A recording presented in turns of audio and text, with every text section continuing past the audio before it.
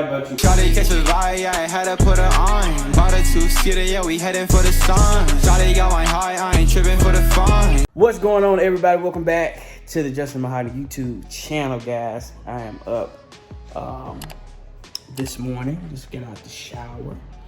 And baby's in here. Yeah, hey guys. How you feeling this morning? I'm feeling pretty good. I'm touching my baby hairs really, but I feel great. Okay. Feel good. How you sleep last night? I slept pretty good. I feel like my biggest thing is I never get like enough sleep. But y'all, Yeah, I need another trip in Miami. me too. Or to somewhere. I put in my Instagram story the other day that I wanted us to start taking like monthly trips and how we should do that. That'd be nice. To just like, it don't gotta be out the country and stuff, but like we can do out of the country, we can do Texas, different places we've never been. Yeah. Cause Try different foods.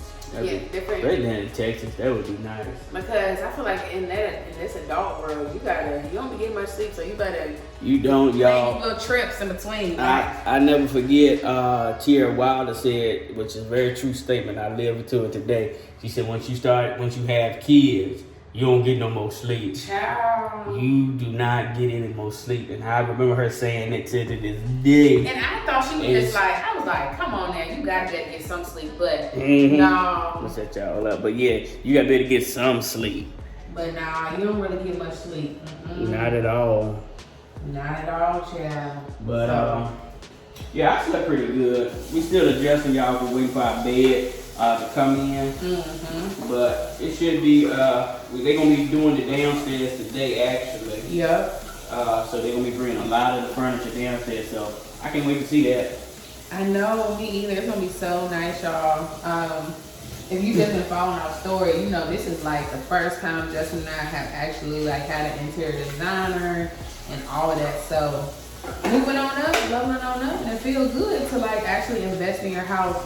We used to just have no pictures on the wall. We used to just live at a place. Yeah, y'all been following us. Yeah. We used to just live at a place. We did the best we could, you know, what we had, and so now to be able to like furnish a place the way you want, it's quite nice. I will say for sure. Y'all comment down below where y'all are with your like living journey. Like, are you know, have you moved into a place you like? Are you looking for a place you like? Like, what season are y'all in? Because everybody's season is different. It don't mean nothing negative. But this bathroom getting a little dirty. child, I'm trying to keep it clean. That's one thing I don't like about you. Let me tell you something about my wife when we first got there. My wife does not clean. You make it sound so bad because like I do clean. Don't make it sound like I'm a slob because I'm not. Clean with Mahogany. See y'all. You don't clean. Yes, I do. You don't be cleaning. Justin, I straighten up. That's the problem. My wife, she straightens up. You don't clean. I do clean. So since we've been together, been married 7 years, y'all. Break it down to him. My wife straightens up. I'm a cleaner. It's different than clean. See, you can come in here on this thing right here. You see where, because we need to clean it. This area. And you can come in here straighten up. But coming in here to clean is getting everything cleaned off, put in a respectful place, and wipe down. All you gonna do is straighten it up. You got a point there. That's what I'm gonna do. But I mean, I feel like God knew what he was doing. He put us together because you are a heavy cleaner. I'm a straighten upper. It's things that you don't do that I do, and we just work together as a team. So I think God knew what he's doing, but I mean, at some point you need to clean, especially at the house. We got a bigger house and stuff. That's why we got cleaners though, babe. When we moved in here, I said I'm gonna make sure we have cleaners so that you don't have to feel like you gotta clean this whole. But I'm trying to figure out how did you get the choice of, okay, I'm gonna be the straightener up, that you never adapt to clean? I think it's like that's just how we begin to just establish our house. Like you start taking some assignments, I started taking some assignments, and then nobody ever said like, oh. But I think cleaning should be on both people's assignment.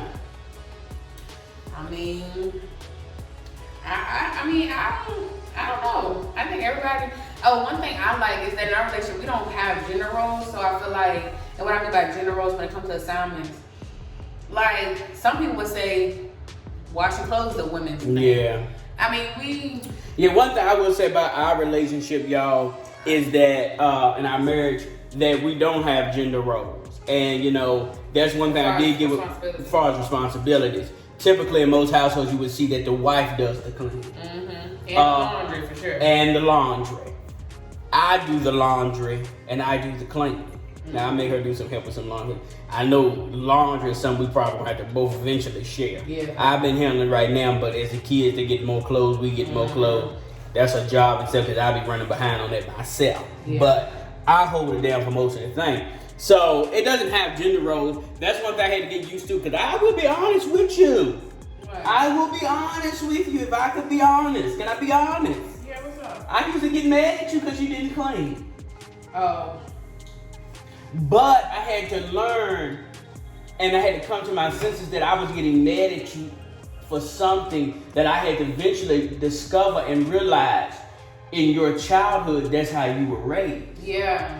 Now, it wasn't an excuse, and it's something, you know, we can excuse now, but I had to realize at her house, her mama didn't make her do any heavy cleaning. My mom did all the stuff. Yeah, and then... I remember my mom made me clean the tub one time. One time I cleaned the tub. I never cleaned the toilet, but one time I cleaned the tub. I remember huffing and puffing, and we never had to wash dishes, but never had to clean. Yeah. So I had to end up realizing that, y'all, because I was like, I had to, you know, as I got to know her more and realized she didn't do heavy stuff. In my house, my mama made us get down there, pour the pine salt in the toilet every week, every Saturday. You get in there and you scrub the toilet. You first started on the outside, then you cleaned on the inside. You didn't have no gloves. You cleaned it, you wiped everything down, the tub, then you swept, and then you mopped the floor. That's how I was raised. Even I was raised to the point too, you never had any thick dust. Now at your house, you know, like, remember back in the day when they had the direct TV boxes and stuff? And they get dust, you have to wipe them off. At my house, you come out, you can see that dust. And you go to her house, they had dust and stuff. My mama did. So it's how we were raised. So I was getting mad at her. Watch this, because some of y'all are getting mad at your significant others because of how they are. And there's some reason, there's something you can't adapt. You know, you gotta use discretion. And I mean, I think I'll let you finish. No, go ahead. And I think you need to communicate. So like, not saying that's okay that because I was raised to not keep clean that you have to settle with that. I mean, if it was a real problem to you, I think definitely talk to your spouse. Yeah, you know true, what I'm saying? Because there's different things that y'all did in y'all's house. I remember you were saying in y'all's house, y'all were very, like, if your mom bought an orange juice or she bought like a juice that was her juice, you know what I'm saying? And then, or like, it was for in the morning. Or it was for the morning. You didn't drink orange juice at lunch. And the thing is, like, in our house, I'm like, if we buy orange juice, if I want some orange juice in the evening, we don't, you know what I'm saying? So it's not like everything has to be whatever you grew up like, that's how it has to stay. But I think just communicating. Yeah, and I was just saying, it doesn't have to stay like that. But sometimes we'll get mad and say, why the person like that? And it relates back to their childhood. And I think you should, and that's probably why you should ask people like how, because I know I be asking, even to this day, you know, we've been married for a minute, I still ask you, especially having kids, like, how were you in school, or how were you with, were you a quiet person during this time, or were you, I feel like asking questions about how your significant other was raised is important, because I remember you asked me, you were like, y'all, this is just a random example of kids, but he was like, I don't know why Marcel does not share. And then my mom was telling, and I was telling you, and my mom was telling you too, that basically I would invite friends over and I wouldn't even share. And so it's like, it relates back to child. So you have to understand it, and that's when too, I would say when you're dating a person, when you're married, when you're with someone, and before you're really married too, you should get to understand how was their childhood, because not only are you dealing with them as an individual, you're dealing with everything that they have come from and that they are coming from. So you have to understand that, and you have to. That's part of the test. Are you willing to take that on? Exactly. You can love the car, but you may not love the maker. That's a whole message. You can love the car. but you may not love. Listen, I may like a Mustang, but I don't like the company Ford. And what I mean by that is you may like the individual, but you may not like the things or the maker that they come from, the family that they come from, the lineage that they come from, how they did things. So you can like something, but that means you may not like the source that it comes from. And you might and that's 100%. Like, so it's good because we know some people. I mean, and heck, there's a lot of people out here.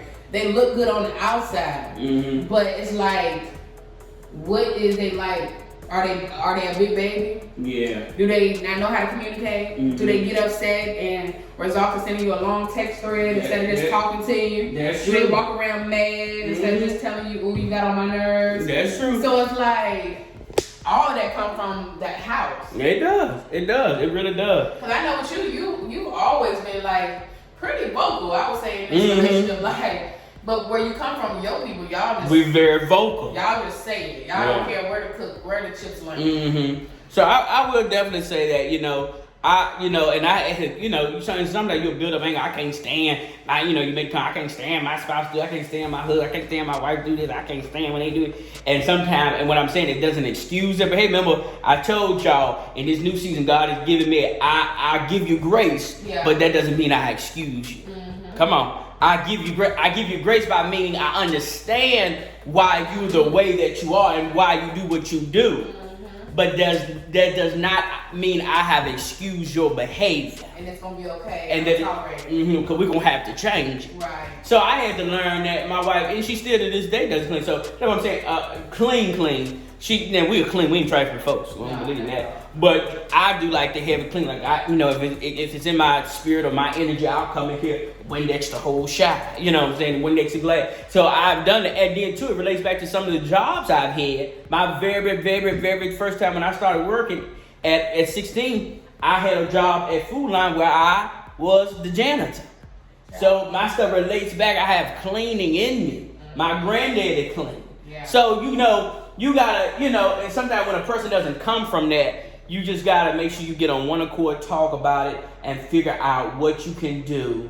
And what you gonna, like you said, not saying that you haven't tolerated, because like I said, if you came into this marriage, you was like, well, I know you came from not cleaning, but you're gonna have to clean here. Yeah. So it's really just figuring out what works for your relationship. It's not saying that because somebody comes from something, you gotta tolerate it. Like you said, you don't have to tolerate it. Yeah. It's just finding out what works, and in our relationship, it just worked. Yeah. That we kind of. Yeah, and it works too because see, I grew up in school. I don't like to read a lot.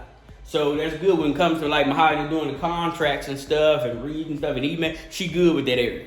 She good with working on collabs. I'm not good at that stuff. So that's not my area. I ain't got the patience to sit there and do all that reading, typing. She good at that. So I do more of this stuff that's, that needs to be done around the house and things like that. So. And so, that's one thing I would say I love our relationship. We really seriously tag teams. Oh yeah, you got to tag team. Where I'm strong, she may be weak in there, and where she weak, I may be strong in that area. So I think, person once told us, based on where she fall, I pick up. Where I fall, she picks up. Right. So you got to learn to tag team. You got to learn to work. And sometimes, her cleaning and doing heavy clean, that may not never change. But she good in another area that I am not. Right. Y'all see what I'm saying? And I think that's what the relationship is all about because, I'm going to go, if y'all mind, I'm going to go over here to the closet. Okay. But. Y'all know we've been working on our closet. It's coming along. It's coming along. Yeah, but I think what's your thoughts on adjusting your expectations?